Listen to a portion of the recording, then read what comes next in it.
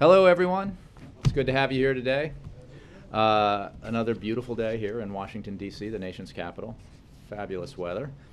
I have a lot of toppers, and I'm going to top with this one. My first topper is, let's see. Yes, I'll go in this order. On Monday, September 23rd, the Vice President and Dr. Jill Biden will travel to Colorado to view damage from recent flooding and survey recovery efforts there. The Vice President's office will be releasing additional information as we get closer to Monday. That's topper number one. Topper number two. On Tuesday, President Obama will travel to New York to attend the Clinton Global Initiative, where he and President Clinton will engage in a conversation about the benefits and future of healthcare reform in America and access to quality healthcare around the globe. I know that was confusing. I said that he'll travel to New York. He will be in New York, as you know, for the United Nations General Assembly. Secondly, as you all know, following on the announcement that he'll be having this conversation with former President Clinton about the benefits and future of healthcare reform, this conversation will take place 1 week before the health insurance marketplaces open for business, and Americans who do not currently have insurance will be able to sign up for affordable, quality health plans that meet their needs.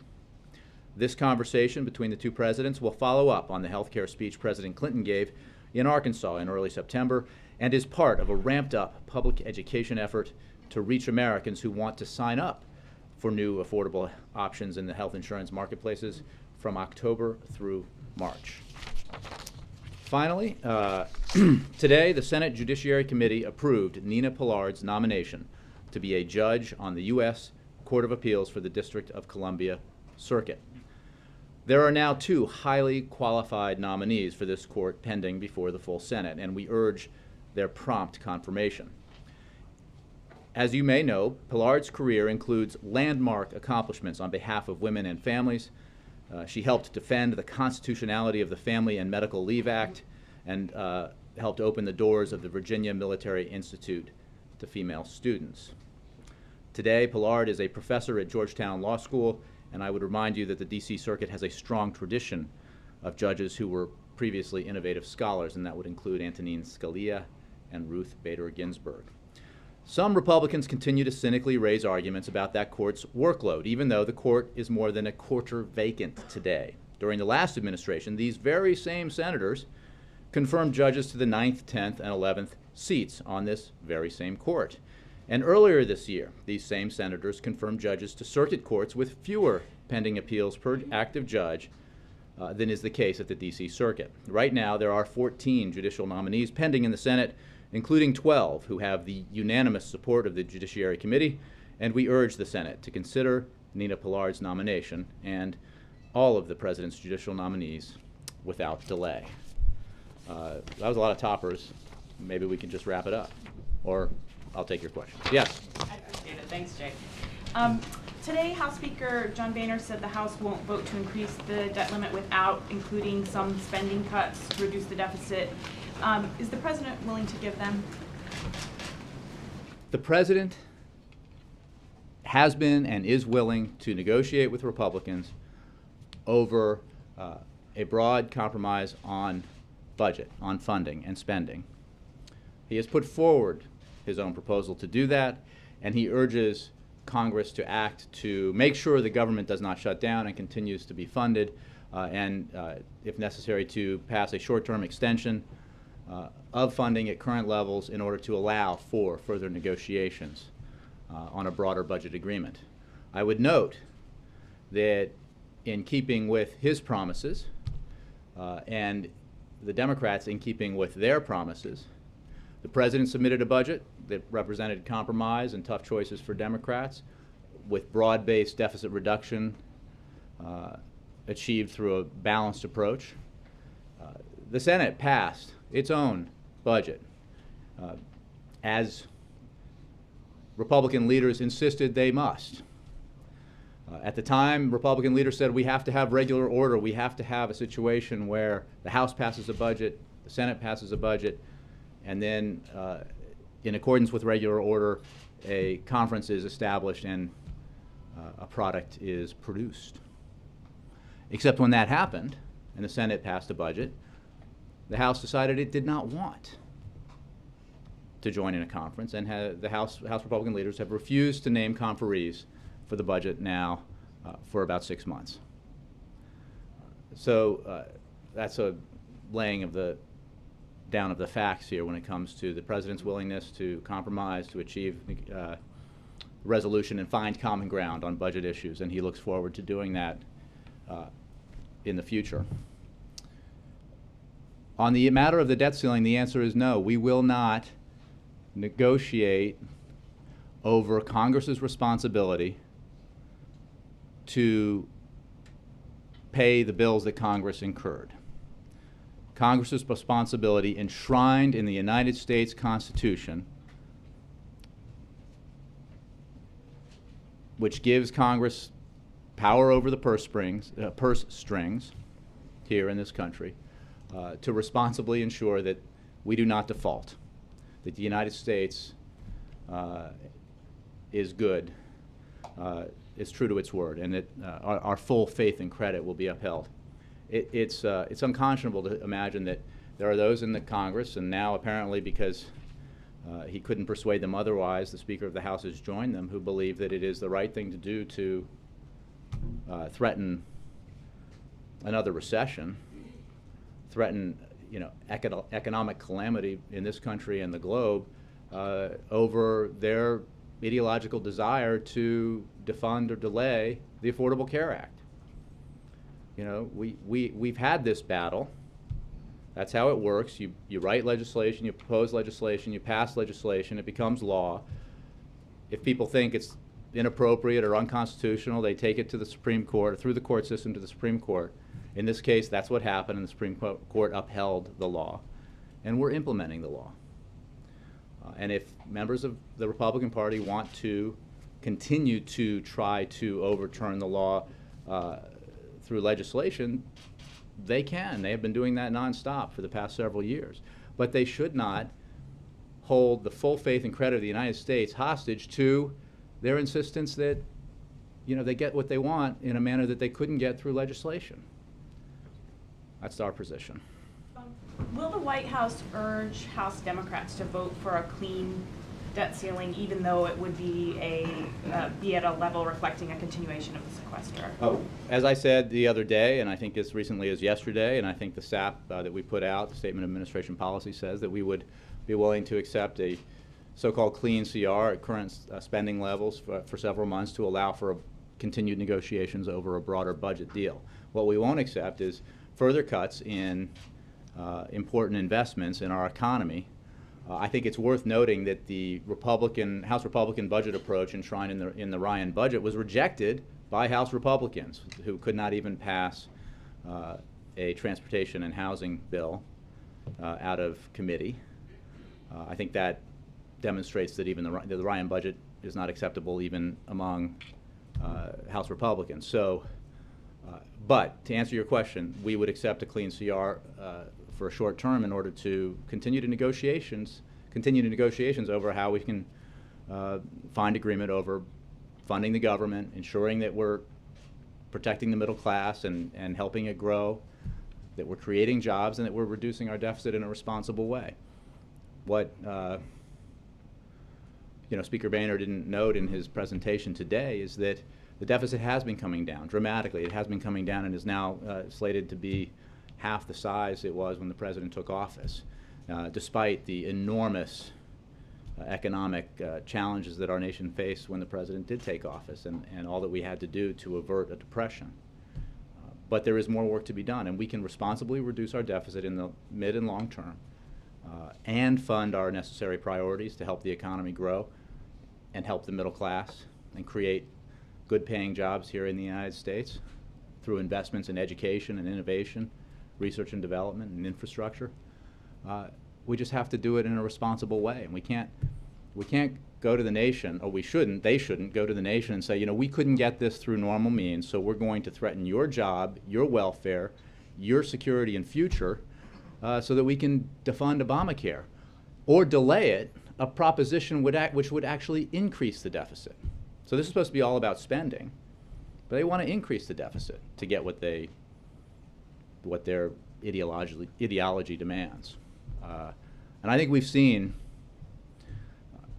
not just coming from here, but from all corners, including many corners within the Republican Party, the view that this is a bad idea. It's bad for the economy, it's bad for the middle class, it's bad for the Republican Party. Obviously, that's for Republican Party leaders and members to sort out what's good for them politically. What we know is that this approach is bad for the American people. Can you just talk about Sunday? Is there any more you can tell us about the president's plans at the memorial service? Is he going to speak, and might we hear anything about gun control like after Newtown? I don't have a preview beyond what I announced yesterday. I think the president might speak, but I don't have anything more specific than that to say about it. When we have more information, we'll provide it. Yes? On Syria, in his interview with Fox, President Assad said that he thought it would cost about $1 billion to destroy Syria's stockpile of chemical weapons. And he said that he suggested that the United States should pay for it. I'm wondering, is the United States willing to finance the cost of destruction of... Well, I think that a couple of things. He also said that somebody else was responsible for mass murder of civilians using chemical weapons, including children. And I suppose if you use poison gas to murder your own people, including the children of your own nation, you probably would deny it publicly. We're working with the Russians on a framework that Secretary Kerry and Foreign Minister Lavrov worked out with their teams to implement a program that would identify, verify, and remove from Assad's control the chemical weapons stockpiles in that country. And this is obviously a complicated piece of business. I don't have a cost figure associated with it. What I can tell you is that it would be in the interest of the Syrian people, the interest of the people of the region, the interest of the United States and the people of the world to see those chemical weapons stockpiles safely removed from Syria, or removed from Assad's control and destroyed, so that he cannot use them again in the deplorably indiscriminate way that he used them against his own people. So when it comes though to the cost Again, I don't of doing have, that, I don't even, I mean, the folks working on the details of the plans might have more information about, you know, what it would take, what it will take to bring about the identification and transfer and ultimate destruction of the chemical weapons. And we're working with our teams on that. But two things I would say is that the use of those weapons is the absolute clear responsibility of Assad. The UN report, the inspector's report, reinforces what we've been saying and what many nations around the world have agreed with us in saying, that Assad was responsible for the attacks on August 21st. Attempts to suggest otherwise have become farcical in their weirdness and their disassociation from established facts. But none of that matters so much as the fact that Syria has now, for the first time in its history, acknowledged that they have chemical weapons and agreed to rid themselves of chemical weapons. And Russia has obviously joined with the United States in producing this framework for achieving that. Now, there's a lot of work to be done, but this is a significant development over these past days, and we're going about the business of trying to make it happen. looking ahead to next week, are you moving toward some kind of encounter at the UN between President Obama and President Rouhani, given the... We have no meetings scheduled, as I said yesterday.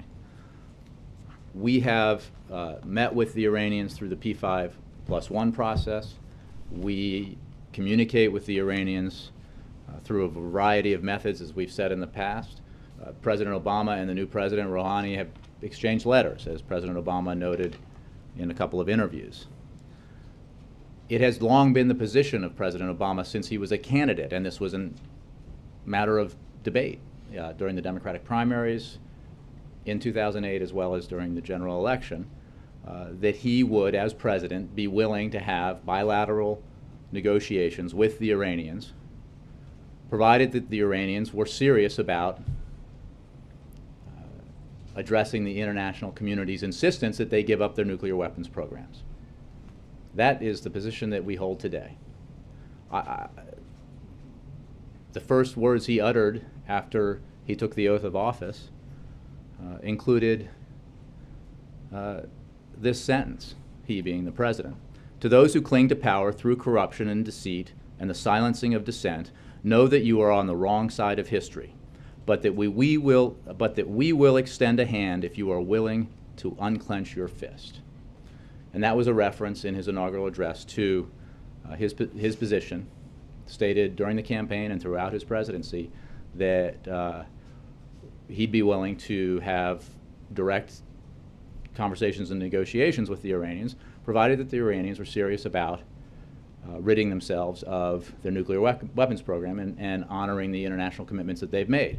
Now, there have been a lot of very interesting things said out of Tehran and the new government, and encouraging things, but actions are more important than words. And one of the reasons why we're seeing this change in rhetoric, we believe, is because, or we know, is because of the international consensus that has been established with the president's leadership behind the proposition that Iran must give up its nuclear weapons program. And that consensus has been backed with the most severe sanctions regime in history.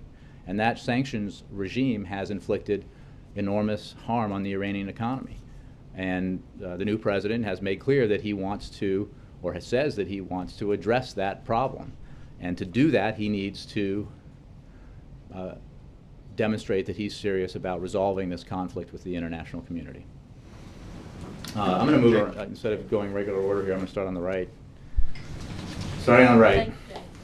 Can I get your reaction to Ann Curry's interview with Iran's president, just sort of following up on these questions, in which he says that he doesn't plan to make a chemical weapon, but then when he was asked about Israel... I think you mean, sorry. I'm sorry.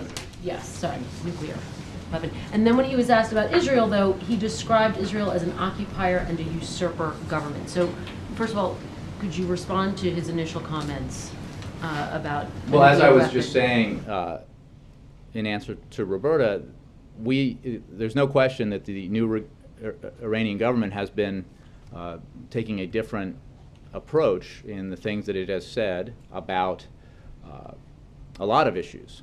And it has taken some actions that suggest a new approach. But, and I don't want to diminish that, that's obviously welcome. And as I said yesterday, we are interested in testing the seriousness of those assertions. The desire, the stated desire by the new government to improve its relationships with the international community, knowing that the only way to do that is to deal with this problem. So I would put that statement in that interview within the context of other things that have been said along those lines. And then the second question? And then following up, the comments about Israel, he calls it a usurper government. When he was asked directly about whether he believed whether the Holocaust was a myth, he sort of dodged that question. So how do you square? Well, I mean, that's obviously, I didn't see the full text of the interview, so I'm taking your description of it in answering this question. But you know, these are obviously important issues, and we have seen certainly from the President Rouhani's predecessor, you know, incredibly offensive statements with regards to Israel and the Jewish people. So we are assessing and evaluating all the things that the new government is saying and doing. Did the President see the interview, or the transcript? The President is very, as he always is, up to date on developments on this issue. I don't know that he saw the interview, but I know he's certainly aware of many of the things that the new president has been saying and members of his government have been saying. And then on Syria, yesterday a State Department spokesperson said about the Saturday deadline for Assad turning over his list of chemical weapons. She said, quote, "We've never said that was a hard and fast deadline." So do you expect to actually get a full accounting of Assad's chemical weapons by the first deadline? And Well, is it a hard and fast let deadline? me be clear about that. We developed this framework because it is our stated goal to prevent Assad from ever using chemical weapons again. And fulfilling this framework by removing those weapons from his control and destroying them would achieve that goal. We believe the situation is so serious that action needs to be taken as swiftly as possible so the Assad regime can never use these weapons again. And we expect the Syrian regime to abide by the timeline in the framework and for Russia to hold the Assad regime to account. Now, we would need to stress that these are timelines and goals, and we are all aware that something as complicated as destroying a massive stockpile of chemical weapons takes time. So it's not And as we've fast said, deadline? well, the framework makes a distinction, and this is what's important, and this goes to the question, between the initial information provided by Syria that would fall under a 1-week time frame and the formal CWC declaration, the Chemical Weapons Convention Declaration, which is on a 30-day time frame. So we are looking at both, and we will evaluate Syria's compliance as we see information from Syria. So I just want to be clear, if they don't give you a full accounting by Saturday, it doesn't necessarily indicate that the deal has fallen Again, apart. there's an initial provision of information, and that is the 1-week deadline, and we'll evaluate compliance when we see what the Syrians have provided, and then there's the 30-day deadline in accordance with the convention. Yes. Thanks, Jake. Not asking you about a Fed action, but asking you about the president's performance on the economy. When the Fed says that the economy is simply not strong enough to take the training wheels off, is that not an indictment of the president's policies since he's had 5 years now? No, I think that, again, without commenting on Fed policy, it is something that this president says every time he speaks about the economy, that we have more work to do. All the actions taken at various levels to address the severe economic straits we were in as a nation were meant to do was to help propel this economy in a different direction. Propelled. You got us out No. of another potential depression, but Again, I the think economy has not propelled. They haven't taken the training The wheels off. economy- Why is that? The economy is not where we need it to be. Right, why? 5 years What is later. true is that the economic policies that produced the worst recession in our lifetimes, that had us headed for a global depression with the prospect of 25% unemployment, created a situation where when the president was taking office, the nation was losing 800,000 jobs a month. The nation's economy was contracting at an annual rate of 8%. We ultimately lost more than 8 million jobs. And thanks to the grit and determination and resilience of the American people, thanks to the policies that were put in place in the months and years after the economic collapse, we have seen this country grow steadily and produce 7.5 million private sector jobs. By definition, that is not a completion of the job. And the fact is the unemployment rate is still too high. Too many Americans are still looking for jobs.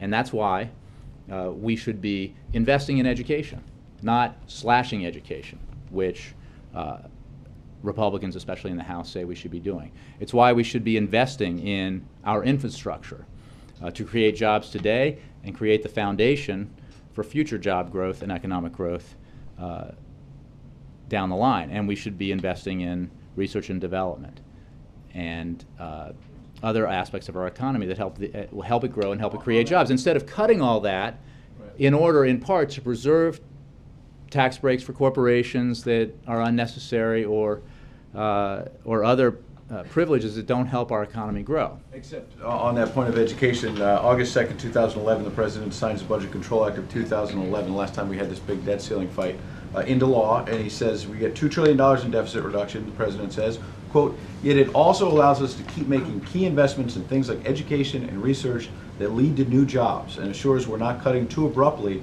while the economy is still fragile. August 2011.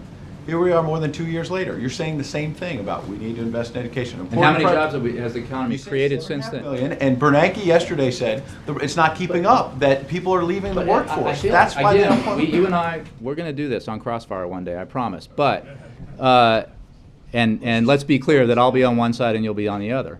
But what was true then is true today, that we need to continue to invest in education. We need to continue to invest in infrastructure. We need to continue to invest in areas of... 2011 did that, according to the president. 2 years later... Okay, first of all, as we discussed yesterday, we need to help you with your facts about what happened in 2011. There was, again, there was a $1.1 trillion non-defense discretionary cut, which allowed for us to preserve key investments in education and elsewhere. There was a call for additional deficit reduction, which the president proposed a plan to do, which was balanced, and the Republicans rejected. The supercommittee was tasked with finding a way to achieve that, and if that was not achieved, after another year, the sequester would kick into place. Now, the sequester is indiscriminate across-the-board cuts, which Republicans bemoaned until, lacking an alternative, they celebrated, including significant cuts to our military readiness and cuts to Head Start and other programs that are vital to millions of American families across the country. So again, if you're suggesting by this that we ought to be cutting education, you should say so. If you're suggesting we ought to be cutting, that's what the Republican budget proposes, that we ought to be cutting, we ought not to be funding infrastructure. The President said we were making those investments. 2 years later, the Fed says it's just not growing. Ed, have we been growing? Has the economy been growing? Yes, it is. Those are facts. That's what he said. He said it's just not growing quick enough for us to take the training wheels off. The president agrees entirely that we need to continue to make the key investments to have the economy grow and create jobs. And he agrees entirely with those who would say that the economic policies that were in place that helped precipitate the worst financial crisis and the worst economic crisis in our lifetimes are mirrored by the Republican proposals that we see today. Republicans have put forward ideas that would bring us back to policies that caused the worst job loss of our lifetimes. That's a bad idea. Last one is, since you said you wanted to focus on facts, yesterday you and the President talked about how never in the history of America has the debt ceiling been used to extort a president. Probably saw the Washington Post looked at that, looked at the facts, and gave you 4 Pinocchios. So you're going to correct that today? Or?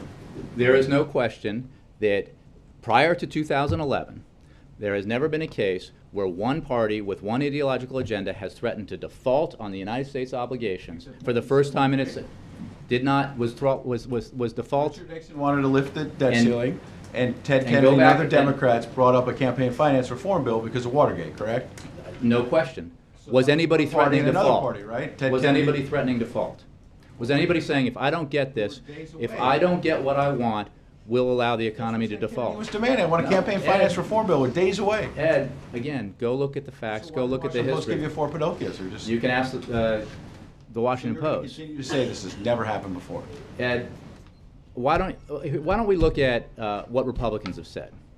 Threatening default is a bad idea. You still haven't answered that. Washington Post says. Does anybody else want to watch Ed and me debate? 4 Pinocchios. Yeah, I said it is absolutely correct that prior to 2011, no party to the budget agreements of the past had ever threatened default if it did not get its way ideologically. It did not happen. And in 2011, we saw it happen.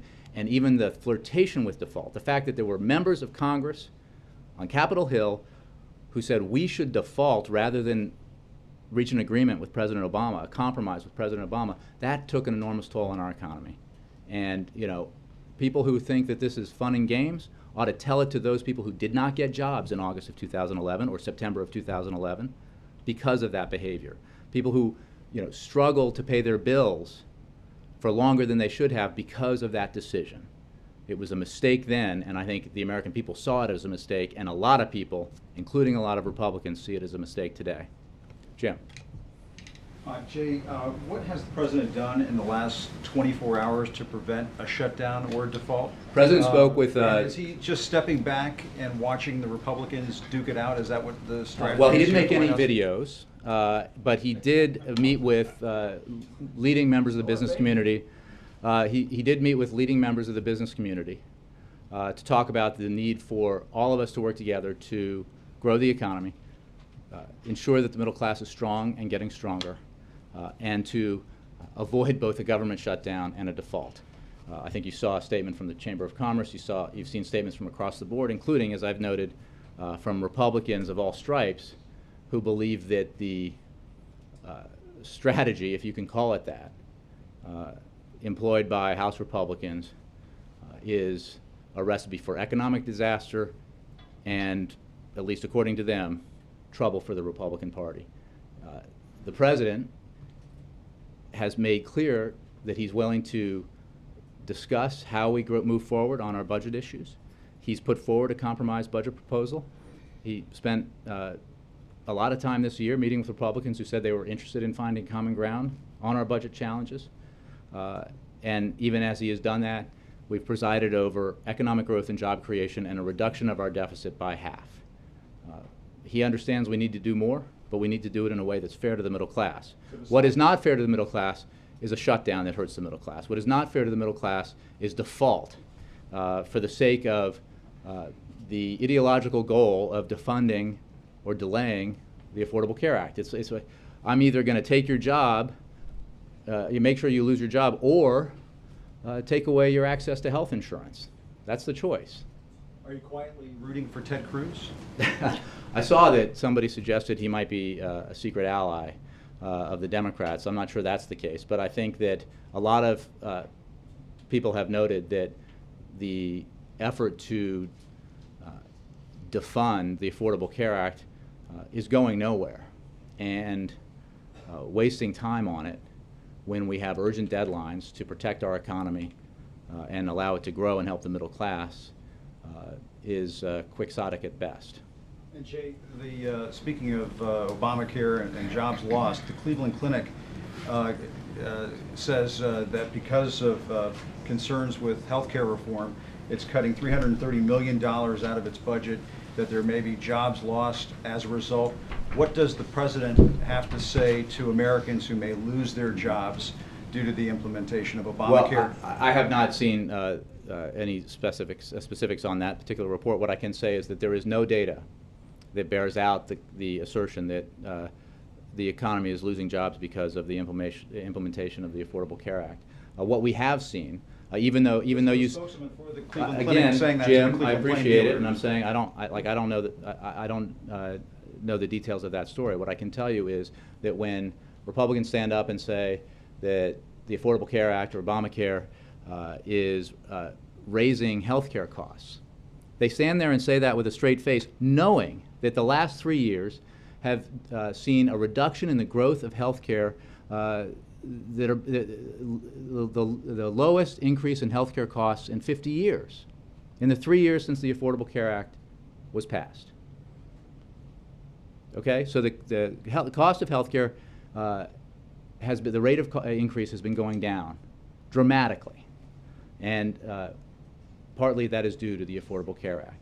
What we have seen in the data is that the vast majority of the jobs created, of those 7.5 million, vast majority are full-time jobs, not part-time jobs, as Republicans and opponents of the Affordable Care Act will tell you, again, contradicting the evidence, that people are only creating part-time jobs in order to. You're saying that there's no evidence that any jobs will be lost. I'm saying due that to the implementation. There's no data that backs that up. I'm not saying that there isn't anecdotal evidence. There's some anecdotal evidence. Some people. There's been an ongoing trend of employers, for example, shedding employees from employer-sponsored health care plans. One of the reasons why we needed health care reform was to deal with that growing problem. And then when you see some employers say, well, now we're continuing that trend, but this time we're going to blame it on a new law, it doesn't really pass the seriousness test, because this has been a trend that's been ongoing for a long time. And one of the reasons why, for people who cannot or do not have access to employer-based insurance, can now buy, when the marketplaces are in effect, can now buy insurance at affordable rates that they could not buy before. They did not have access to affordable rates. I said the other day that there was a study that just came out that showed that nearly 6 in 10 Americans who are uninsured will have access to health insurance at a cost of less than $100 per month. And if all governors followed the Republican governors in some states who have fully implemented or are fully implementing the Affordable Care Act, including the expansion of Medicaid, that nearly 8 in 10 uninsured Americans would have that access. And that's a huge deal for those Americans. It may not be a huge deal for people who don't really offer alternatives or care that much about whether those uninsured Americans get health insurance, but it certainly matters to them and their families. And you mentioned the video. You're obviously referring to Speaker Boehner's video. Is that right? The Might have video been. that his office put out this morning, saying that the president is more willing to negotiate with Vladimir Putin than he is with House Republicans. I'd say 2 things. One is the president will be. You can expect that is irrefutably false. The president spent an enormous amount of time with John Boehner over the years, and I have no doubt, and you can expect that the president will be in conversations with congressional leaders in the coming days about the need to deal with these pressing deadlines. But the video, I thought, demonstrated a little Putin envy, a little odd bit of Putin envy on behalf of the speaker, but maybe he can explain that. What is Putin envy exactly? Jay, the president's ambassador at large for war crimes issues, Stephen Rapp, said yesterday that President Assad should absolutely be charged for crimes against humanity and war crimes. Is it the policy of the U.S. government that Assad should be charged for war crimes? There is no doubt that the Assad regime is responsible for crimes against humanity and violation of the laws of war. Since the regime began its brutal campaign against the Syrian people, the United States has been clear that those responsible for the atrocities in Syria must be held accountable. We have worked to support efforts by the international community to gather evidence that could help build the foundation for future efforts to hold accountable those responsible for those atrocities in Syria. And these efforts include the UN Independent Commission of Inquiry on Syria, established by the UN Human Rights Council, and the Syrian Justice and Accountability Center, an independent organization that the international community established in 2012. So it's our view that Assad and his regime are responsible for these, and we have undertaken all these efforts that I just described. So are you saying it is the policy that Assad should be charged with war crimes? Again, our position is that those responsible for the atrocities in Syria, atrocities that are clearly crimes against humanity, must be held accountable. Syria itself is not an ICC state party, and we have seen that there is no realistic prospect that the Security Council will refer the Syrian situation to the ICC or agree to establish a UN tribunal, as was done for the former Yugoslavia and Rwanda. But we still believe that those responsible for these atrocities must be held accountable. So I want to ask you about something you said at least twice over the past week from that podium. You said that Assad, in a network interview, claimed that he did not have chemical weapons. What were you talking about? And is that statement true? He has, prior to the agreement by the Syrian government, the Assad government, to the Russian proposition agreed to with the United States that Assad would give up his chemical weapons, they have insisted for years that they do not possess chemical weapons. And when asked, they have demurred or refused to answer or said at different times that they don't have them. I don't think anybody doubts that that was their position and that it has changed in the wake of the credible threat of U.S. force in response to Assad's use of chemical weapons and the developments that we've seen since then. But Jay, you have said before that you would never, it's important to have credibility and to get the facts right from the podium. So I'm just asking you very specifically, because you said this twice. You said, and the most recent one was just on Monday, President Assad, in a taped interview, appeared on a network claiming that Syria did not have chemical weapons. You said that it was a week ago today. Look, I don't have the transcript of the interview. There's no question that... I have it here. He did not say. In fact, he said exactly the opposite. He said, we never said that we have it, and we never said that we don't have it. Well, now you said twice. John. I'm just asking. Okay, fair point. Did you speak inaccurately? Was that inaccurate?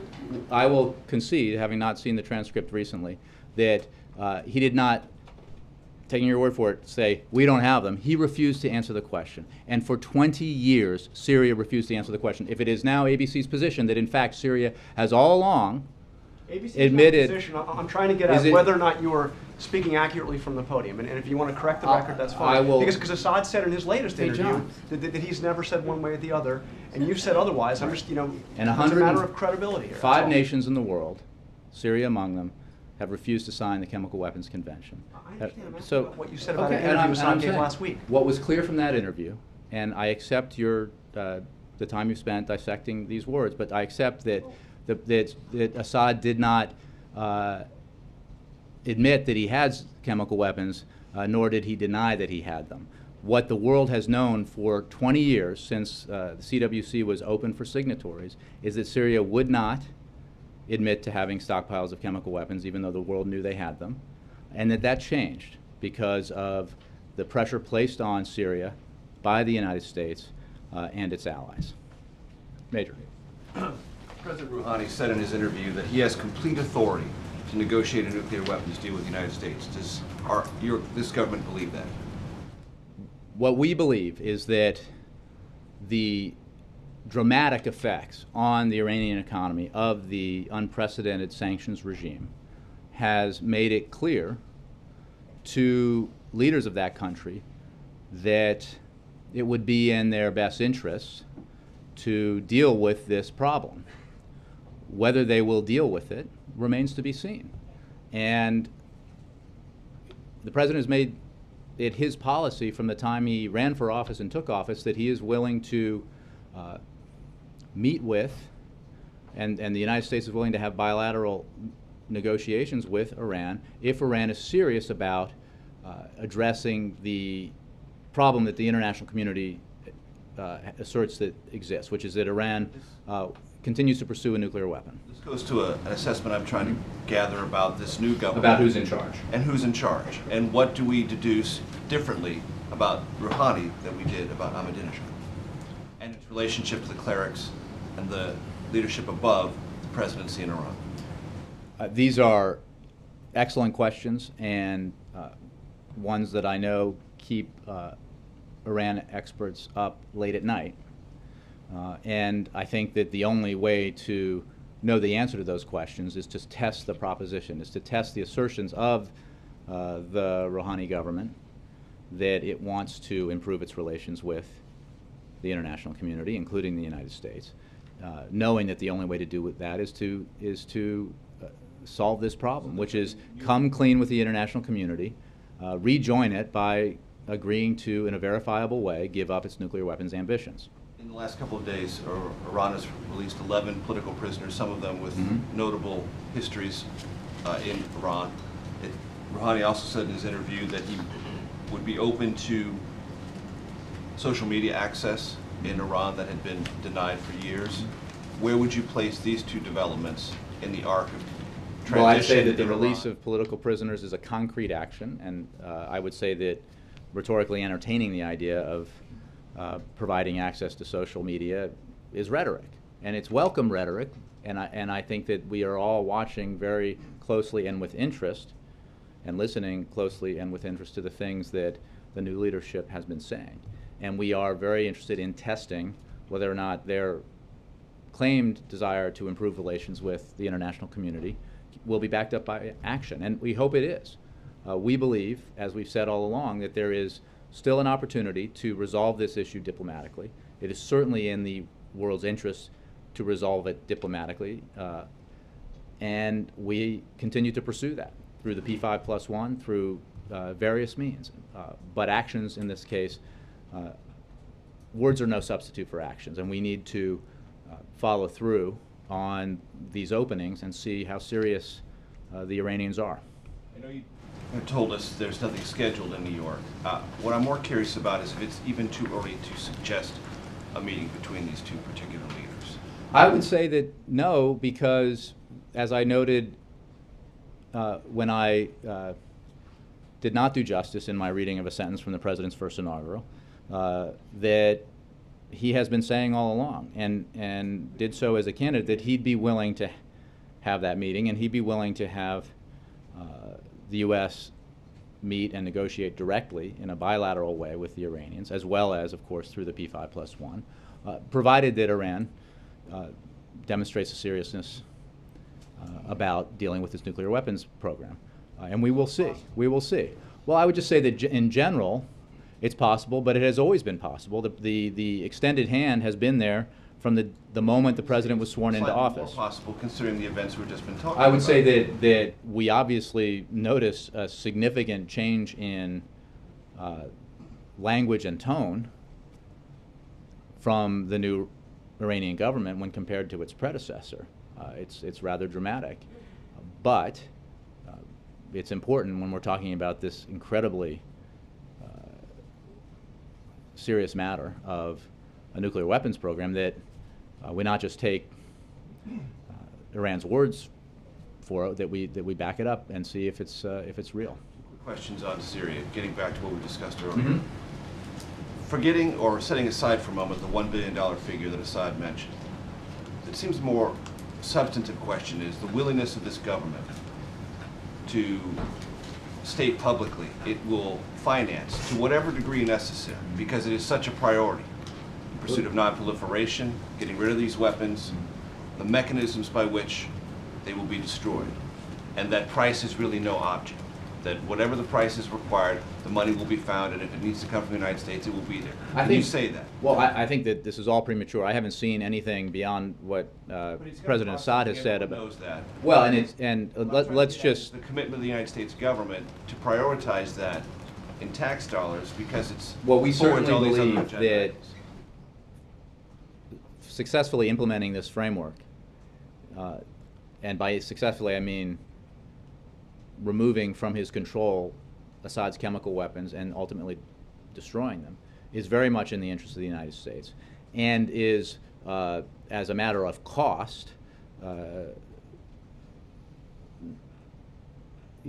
comparatively, when you talk about using military force, again, without dealing with numbers, the use of military force is costly no matter how you look at it, even when you're talking about something of limited duration and scope. So it is profoundly in our interest, and it is a economical proposition, broadly speaking, to remove successfully Assad's weapons from him and destroy them. I would also say that this is a goal that is an international goal, and it is a goal that is being worked on with partner nations and worked on with fellow members of the United Nations Security Council. So the responsibility for fulfilling the framework will not rest with the United States alone. One last thing about the Saturday deadline. You obviously know, as people scrutinize Syrian compliance, the first and lowest hurdle of that compliance is providing information they already possess. That should not be a difficult timeline for the Syrians to meet, since they already have the information themselves. And any slippage of that Saturday deadline would suggest to people looking on the outside that the United States might be flexible in ways it ought not to be to achieve compliance. Well, again, we will Saturday, evaluate. that information they already possess should be handed over to prove their seriousness with complying with this particular framework. I wouldn't disagree with that, and I think that we will evaluate Syria's seriousness about compliance based on a variety of benchmarks, and the first one is the 7-day deadline. The expectation of this government is that that information is provided on Saturday and not a day later. We certainly expect that Syria will uphold its responsibility to provide this initial piece of information, and we will evaluate their seriousness based on both their timeliness and the content of their submission. Yep. Thank you, Jay. Can you tell us what the White House's purpose was in calling the Hill yesterday on the Fed nomination? I'm not aware that the White House called the Hill on the Fed nomination or any nomination. I'm not saying you have to frame your question in a way that I can answer it. I heard that White House, and we reported that White House officials placed some calls to banking committee members to talk about the Fed nomination. I don't have anything new for you on that or any other personnel matter. Yeah. Jay, the stock market, of course, yesterday rose new highs. I'm sure you know about that. Does the president have? Opportunity to say I don't comment on Fed policy. I know that. I'm not asking about Fed policy this time. But does the president have any concerns that a potential government shutdown or a potential default, or both, would damage investor confidence? Oh yes. Unquestionably. Because history proves that it would be damaging to confidence in the U.S. economy, especially when there's even the flirtation with default. We saw it in the summer of 2011. Every economist will tell you that our economy took a hit because of the suggestion that we might actually default because of the ideological demands placed on those negotiations by Republicans. That was a bad outcome and wholly unnecessary, and we need to make sure that we don't repeat it, which is why we should, when it comes to the responsibility never unmet of ensuring that Congress pays the bills it incurs, it should just be done, and nobody should attach poison pills to it and say that if I don't get my poison pill, then let default happen. That's just irresponsible, and that's the position we've taken because of the threat to our economy that even the flirtation with default poses. All right. If I'd like to follow up on Major's and question on Iran, is it accurate then to say that the White House is open to or preparing for a meeting? I have, there are no meetings currently planned. I understand that. And the openness question I answered, we've been open as a general proposition to bilateral discussions with the Iranians since the president took office. And that was a controversial position in the Democratic primaries. It was a controversial position in the general election in 2008, but it was the position the president believed was the right one to take, and it's the position he holds today. It's conditioned upon Iran being serious about wanting to resolve this obstacle, which is its insistence on developing a nuclear weapons program. The way to rejoin the international community and relieve the pressure on the Iranian economy that has been imposed on it by this sanctions regime is to come to terms with the international community, forsake and give up in a verifiable way Iran's nuclear weapons program, and then move forward. So we believe there's a window of opportunity that remains open to do that. It will not remain open forever, and we have been certainly interested in some of what we have heard from the new Iranian government about their interest in improving relations with the international community. And what about the trip tomorrow? Can you tell us anything? Is that part of the middle class tour? I think we'll have more information on it, but the answer is he will be obviously talking about the economy. Cheryl. Yesterday to the Business Roundtable, the president said he was willing to discuss Republican priorities. Is one of those priorities of the Keystone Pipeline? If the president said he was willing to discuss Republican priorities, I think that's consistent with what he's said all along and demonstrated in all the negotiations he's had over the years with Republicans over economic and budget policy. I don't have a specific item to hang on it. The decision about that pipeline obviously is something that's reviewed and evaluated and housed over by and over at the State Department. So I think what the president said goes to what we've been discussing earlier, which is that when it comes to reaching a broader budget agreement, the president has consistently been willing to seek common ground and to make reasonable concessions to Republicans and to their priorities. What he has not been willing to do is stick it to the middle class in order to achieve some of their ideological agenda priorities and reach a compromise that benefits the wealthy and corporations, rewards insurance companies, but doesn't help the middle class. In fact, hurts the middle class. But, as you saw in his budget submission this year, as you saw in his negotiations with the Speaker of the House at the end of last year, he has been willing to put forward a plan that addresses some of their stated priorities, and a plan that as scored by outside groups, would significantly reduce the deficit further beyond what we've done thus far, and do it in a way that goes beyond the sequester, replaces the sequester, but allows for investments in the middle class and investments in our future by doing it in a balanced way. That's his position as it ever has been.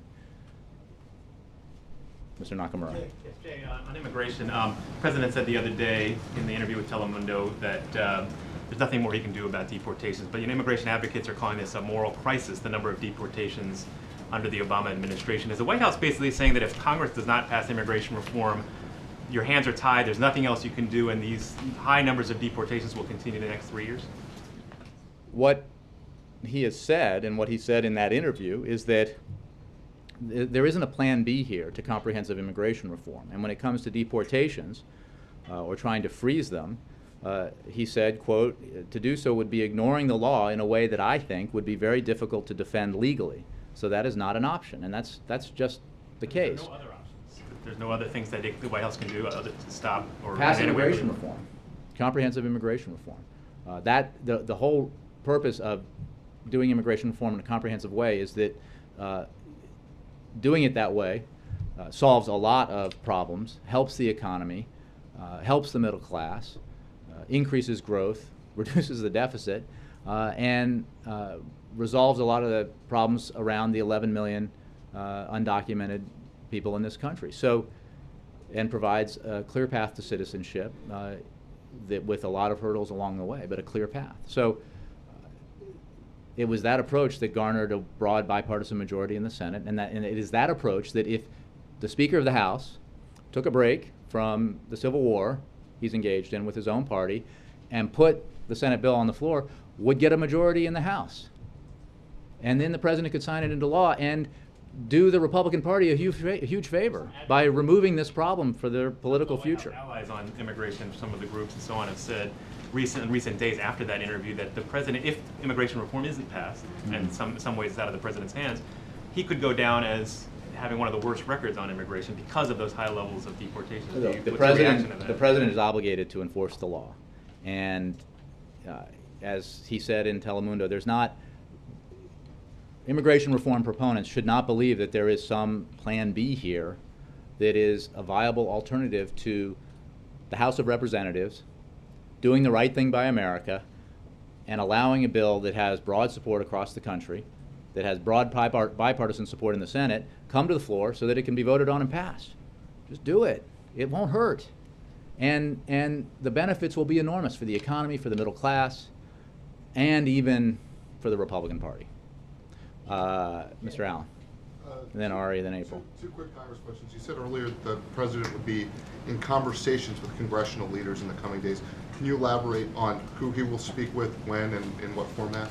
I can only say that you can expect that he'll have conversations with leaders in Congress about these looming deadlines and about the need for Congress to do the right thing, make sure they don't shut down the government, make sure they don't default. I don't have any more details for you. And there are some congressional Democrats that believe a short-term continuing resolution locking in sequester and what they believe are huge cuts in investments to education, infrastructure, other things the President believes in would be a bad thing, perhaps even worse than shutdown.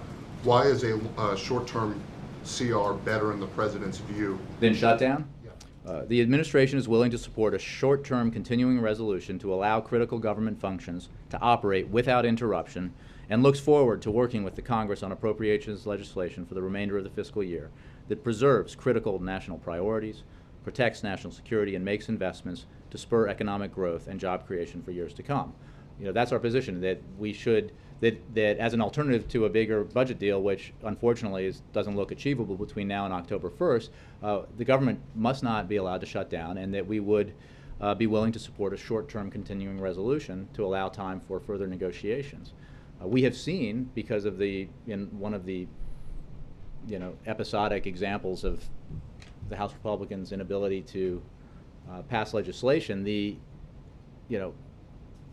bill through the Transportation and Housing Committee that was based on the Ryan budget failed. The House Republican budget is not an option, obviously, and we need to negotiate further to find a compromise that allows for investments that are necessary to spur economic growth. I think, what did I say, Ari? Yeah. When And then April. When the President has done Alan, Ari, April. When the president's done these middle-class economic events on the road before, Republicans often accuse him of engaging in campaign-style politics, particularly when there are crises in Washington. Can you address that concern? The President of the United States, as was true of all of his predecessors and will be true of all of his successors, believes that it is absolutely the right thing to do to travel around the country to talk about his agenda and what we need to do as a nation to grow the economy. You know, he'll continue to do that. And you know, ultimately, members of Congress of both parties should cast their votes based on what they believe is right for the country, not because this president or any president says they should vote one way or the other. And so, because we live in a democracy and because we have representative government and we have Congress and two houses of Congress, it's important to talk to the people who then are able to express their own opinion about what they think we should be doing in Washington. And he'll continue to do it. Can I also ask, in 2011 it was reported that in the White House some were arguing that Republicans should get their shutdown and learn their lesson. That's obviously not the White House's public posture now. It's not the president's opinion. But have there been any people in the White House arguing for that this time around? Not that I've heard. Look, it is not good. It would not be good for the middle class of this country or for our general economy to see a lapse in the funding of government, essential government operations. Hasn't been in the past, and it wouldn't be in the near future. So that's why, in answer to Jonathan's question, you know, we are willing to accept a short-term continuing resolution, keeping funding at current levels, to avert a shutdown and allow us time to continue to negotiate over a sensible compromise on a broader budget agreement. All of that would be easier if the House would simply appoint conferees, as they said they would, to negotiate the budget passed by the Senate and the House.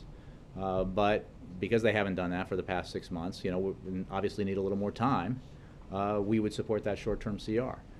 But it is not our policy and not our view that a shutdown would be anything but bad. April. Jay, two subjects. Debate on the Hill right now. Democrats and Republicans are fighting over SNAP. Where does the White House stand when it comes to these large cuts in SNAP?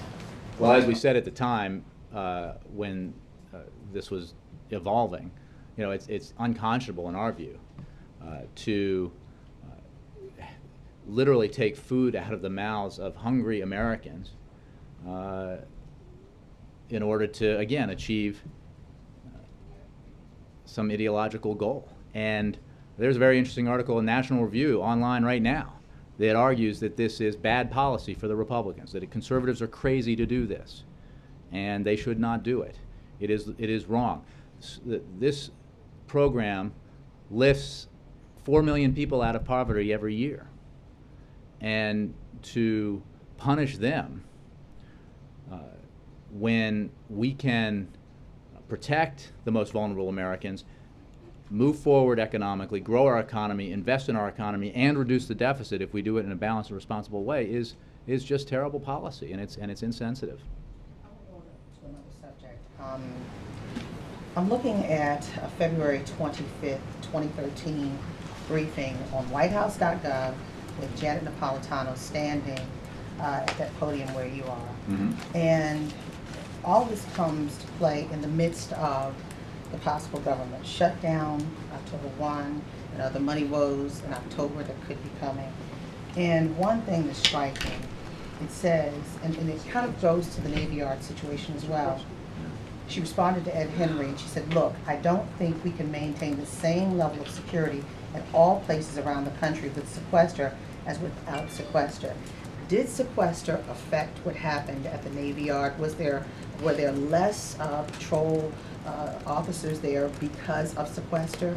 I think I got this question earlier in the week, and I don't have an answer to that. I've seen some answers from people who have inline responsibility for it. Well, from folks at the Navy or the Navy Yard, and I would refer you to them. I'm not aware that that was an issue, and I think that what you saw was a rather remarkably fast first responders response based on the accounts I've read. But Having said that, I would refer you to the Navy Department, to Pentagon on it.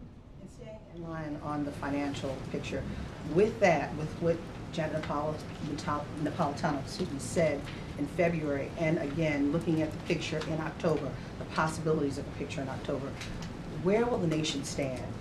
I mean, you know, we asked her at that time, would we be vulnerable? She said yes, quote unquote, yes. Will the nation, if there's a shutdown and other things happen in October, how vulnerable will this nation be with sequester already in play? Well, there's no question, April, that a shutdown would have negative effects on millions of people and on our economy. And it's wholly unnecessary to entertain shutdown, again, for the purposes of achieving some empty political victory, which would turn to dust and ashes pretty quickly, politically. So we don't need to do that. We need to just responsibly find common sense solutions to our budget challenges and not relitigate old battles. And in that spirit, we've said that we would accept a short-term continuing resolution to allow for further negotiation. We've also said that in the name of the economy and in the proposition that the United States always pays its bills and meets its obligations, nobody should be entertaining for political purposes the prospects of default. Chris. And then Mike. Thanks, Jay. The Oklahoma National Guard announced this week that it will no longer accept spousal benefit applications for troops in same-sex marriages, despite guidance from the administration saying these benefits should be available nationwide. This means Oklahoma is joining Texas, Mississippi, and Louisiana in withholding these benefits. Is the President aware of this and believe these installations are violating federal policy? I do not know the answer to the question about the President. I would refer you to the Department of Defense on it, and I can take your question and we can talk about it later. I'm just not aware of these developments. Just a quick question, Jay. Why is the Vice President going to Colorado, not the President? Would the President be looking at a trip later? I don't have any scheduling announcements for the President. Obviously, the President's going to the United Nations General Assembly on Monday and Tuesday, and the Vice President is going out to view the damage caused by the terrible flooding in Colorado and to meet with affected families. Scheduling thing? Again, I think it's entirely appropriate for the Vice President to make this visit with Dr. Biden. I don't have any other updates on the President's schedule. Thanks for, did you have something? No? Okay. Thanks, everybody.